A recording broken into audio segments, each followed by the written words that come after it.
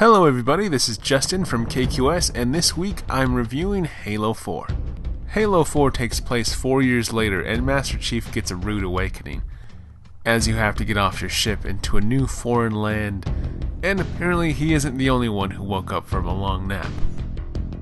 Meet the Prometheans, and from what I understand, they're the ancient race of Forerunners, and your main goal is to escape and get back to human civilization. Though a lot happens in 4 years, humans and their curiosity have not stopped exploring, and their ship Infinity has conveniently crashed onto the Prometheans' backyard. Oh, and the Covenant is back, and the truce is off, and are apparently helping the Prometheans because, well, they just love anything Forerunner, and will do anything for that great journey. So now begins a brand new trilogy that just kinda feels the same. The universe has a new threat against an ancient, more advanced enemy, damned on destroying humanity, and of course you gotta do all the heavy lifting and victory crouch every alien scum possible. The graphics look good. Not great, but still pushing the Xbox to its limit. It does look better than Reach, but not anything truly amazing. The music, on the other hand, is great as always. It immerses you into the action very well. Halo is a first-person shooter, but what makes it one of the best is the smooth-feeling controls, and 343 does not disappoint.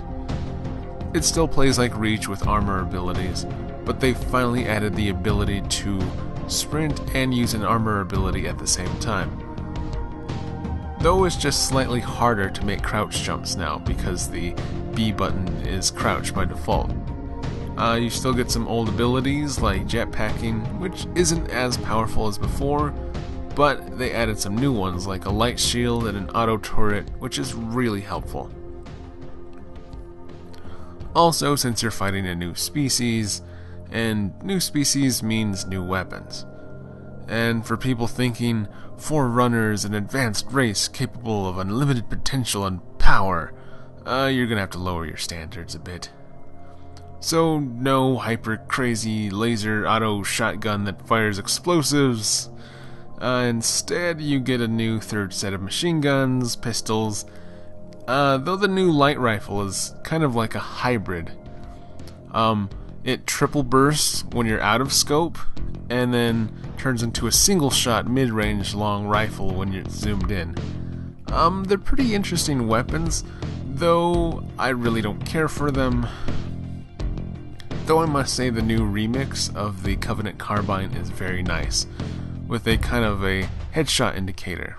Though one problem I had during the campaign, ammo for your favorite weapons isn't exactly plentiful, forcing you to scavenge for anything you can get your hands on, which kinda gets more so annoying. The Prometheans are a blast to fight.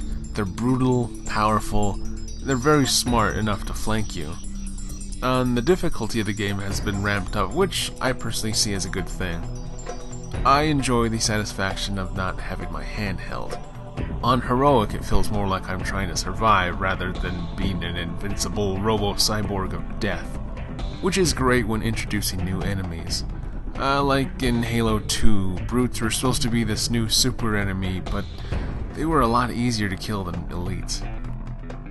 Which is nice that they are no longer in the game, amongst many other reasons why. Halo has a decent amount of variety with vehicle combat and exploration, but you're mostly going to be on foot, hitting switches and activating elevators. One question many people have is, does Halo 4 still feel like Halo? Kinda honestly yes, and honestly no. I can't exactly explain, but when a new developer continues an existing franchise, they are trying to emulate the gameplay. And since it's not really the original Bungie, it kinda has a subtle difference of smoothness. Maybe it's from having the sprint button take place of where the crouch button is, but it feels slightly less smooth than Reach's. Also, the campaign is short, as usually Halo games are. I only beat it in 2 days, and I still had time to kind of have a life, go for movies and such. But as always, to extend the life of the campaign, you can always use skulls, but personally I've kind of missed the fun of collecting them rather than having them unlocked from the start. In terms of unlockables, what you will be looking for is data terminals to look at content, though it kind of requires you to download Halo Waypoint, which is kind of a thumbs down in my opinion. Halo has always had great co-op, but this time they're doing something different. You can play the standard 2-player, kind of I think online split-screen campaign co-op, but the main co-op segments is Spartan Ops, in which you can get up to 4 players to embark on episodic content, continuing the story, but playing as a new set of Spartans. The thing that kind of worries me with this is the original content. You'll be playing up to 5 episodes a week.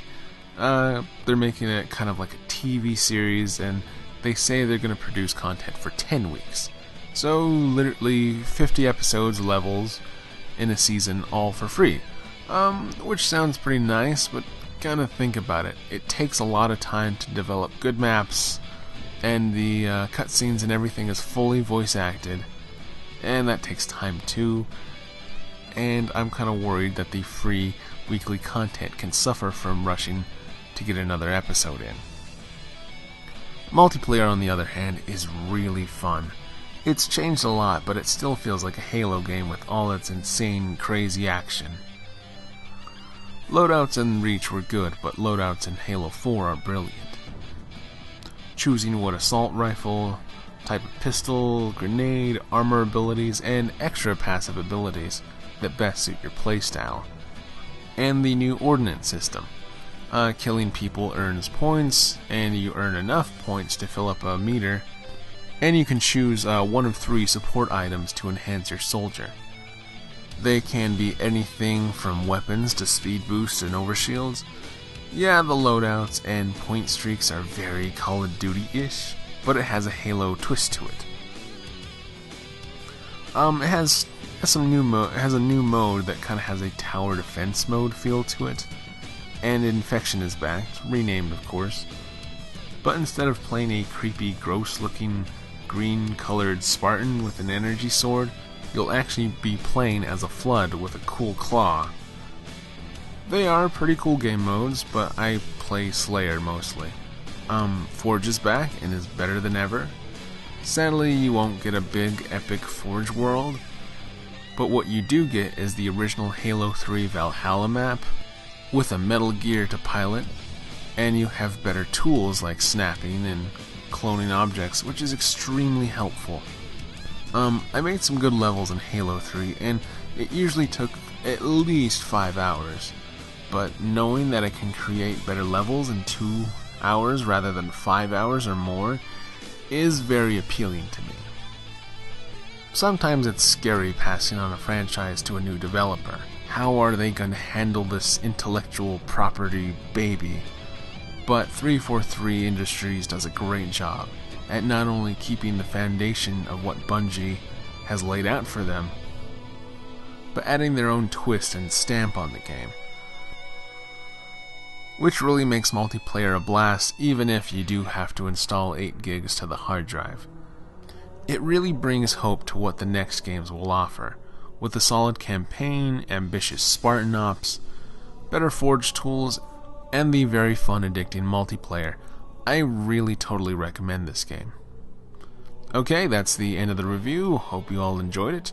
Don't forget to thumbs up and subscribe for more reviews and randomness. Again, this is Justin from KQS, and until we meet again, comrades.